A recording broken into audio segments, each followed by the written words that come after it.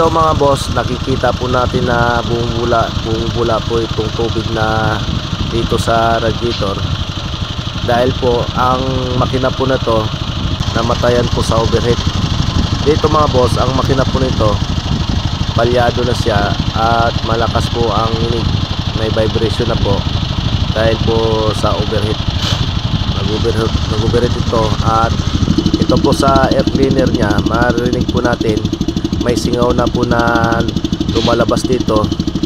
Isa po sa palatandaan nito mga boss, pag singaw na po yung cylinder head gasket nito o kaya ang kanyang engine valve, kung bakit siya nagkaroon ng hangin po dito sa air cleaner. So ang gagawin po natin dito mga boss, dahil nga po na nag-overheat na ito at nagkakaroon pong bula yung tubig niya sa radiator, so maaari po ang sira po nito ang cylinder head gasket niya. Dahil nga po sa overheat na, ang gagawin po natin dito, ibaba po natin ang cylinder head po nito, itong makina nito, dahil palyado na rin po ito.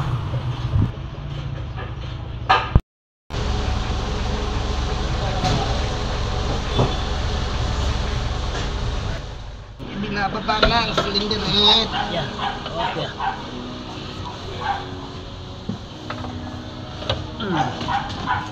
Karton ron. At naibaba na po natin, makikita po natin ngayon kung ano pong sira dito sa cylinder head po na ibinaba po natin. Kaya i-check po natin ang cylinder head gasket nito at pati itong cylinder head nya. So dito po sa cylinder head gasket, makikita po natin dito pa lang sa nakikita po natin, sunog na po ang kanyang cylinder head gasket. Titingnan po natin kung saan po yung singaw na pumunta sa air cleaner na lumulusot na hangin. Titingnan po natin yung cylinder head gasket kung ano pong sira po nito. So ito po, titingnan natin na pinupunasan po natin para malaman natin kung anong sira po, kung bakit lumulusot yung hangin sa air cleaner nya at sa radiator, sa tubig sa radiator. So ito mga boss, itong gitna ng cylinder head gasket biak. So ito na po ang nakikita nating sira, malala po na sira po ito dahil yung cylinder block nya sobrang sunog. So sobrang sunog talaga. Kaya hindi natin alam kung kaya pa ba natin gawin itong cylinder block nito, baka sobrang lalim na nito. Titingnan natin kung kaya pa natin to i-repair itong cylinder block nito, kung kakayanin sa ating pang-repace po nito. Kung pag hindi kaya po sa gagawin natin pang-repace dahil nga po sa biyak ng cylinder head gasket at bumakat to sa block, baka ibababa po natin po makina na to. So ito naman sa cylinder head, sin-check po natin kung malaki pang damage po nito. So dito po sa nakikita natin, at nilinisan muna natin maigi dahil hindi na po malinisan sa sobrang sunog po na sa cylinder head at nagkukulay itim. Kaya bawat spray natin dito na panglinis, hindi na po siya pong puti dahil nga po nagkukulay itim na po itong cylinder head nya. So dito po natin makikita yung pinaglapatan po nung cylinder head na nabiyak. So ito po sobrang lalim na, kaya check natin, baka may crack po ito.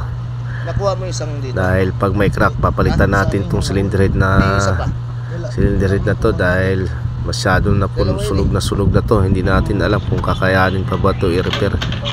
So kiniskis po natin dito sa pagitan ng sa biyak ng cylinder head gasket, at nakikita po natin sobrang lalim na po.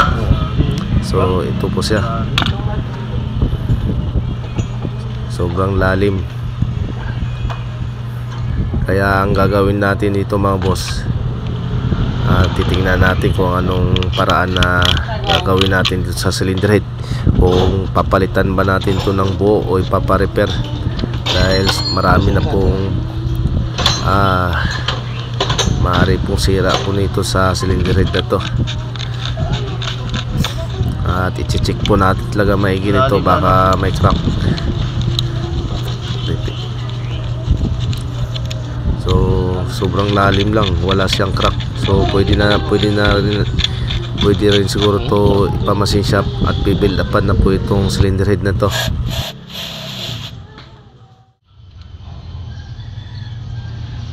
Tinamaan ba? Kaya po itong engine block niya ipinaglalapatan po ng cylinder head na pumutok na cylinder head gasket. Nakikita po natin masyadong malalim na, at titingnan po natin kung kaya natin i-replace ito na mano-mano. Kaya ito nga mga boss, ginawa namin. Ganito lang po kami magre-replace pag ito po ang problema sa pinaka cylinder block po nito sa makina, para po pantayin yung lalim na pinaglalapatan po na sira na cylinder head gasket.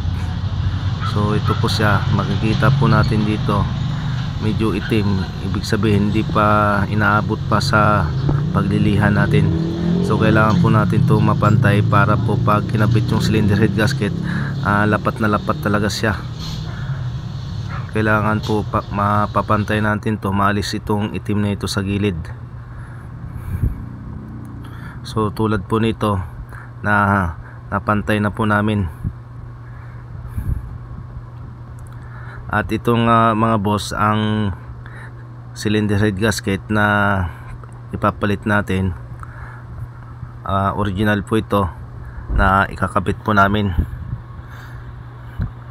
So Nissan talaga ang tatak, tapos ito po yung luma na sira, kaya ito po ang ikakabit natin na bago, kailangan original. Dito naman sa cylinder head, dito po yung malaking sira po nito. Dito po sa mga butas po ng daanan tubig, pinabuild upan din namin to para lumit yung butas ng tubig. Tapos ito po yung engine valve nya, bago na po ang valve seal nito at valve setting na rin namin to. So ito po yung pinabuild upan namin na pinagbakatan po na sunog na cylinder head gasket na lumalim. So okay na po ito. At dito naman sa engine block, so ito na po siya, at makinis na po yung pinaglalapatang cylinder head gasket. So ito na po, naisalpak na natin. Di na po natin inisa-isa at fast forward na po ang ginawa natin. So sinalina na lang muna natin ng tubig ang radiator para po ma-flushing po itong radiator na to, para yung dumi may labas, at nilagyan na po natin ng langis. So mamaya mapapandar na natin ito mga boss, malalaman natin kung may singaw pa ba ito sa radiator, kung may hangin ba na lumalabas. So ito na nga mga boss, pinaandar na namin. Dito po natin makikita kung may bula pa ba itong tubig sa radiator.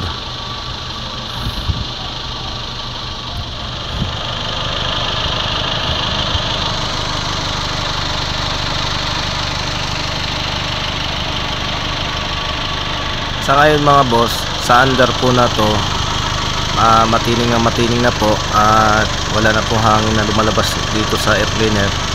At itong tubig po sa radiator, wala po tayong nakikita na bula. So sa ginawa po natin mga boss, maayos na maayos po yung ginawa natin sa pagre-repair po ng cylinder head at pagre-replace ng engine block. So kahit isang bula po dito mga boss, wala po tayong nakikita dito sa tubig ng radiator. So pagkatapos po natin na plus po yung tubig sa radiator, at ito nga pinalitan na po natin ng coolant dahil wala po tayong nakita na sira na po dito sa makina, kaya kinulantan po namin to. So itong ang under po na to mga boss, ayos na ayos naman at wala po siyang problema na.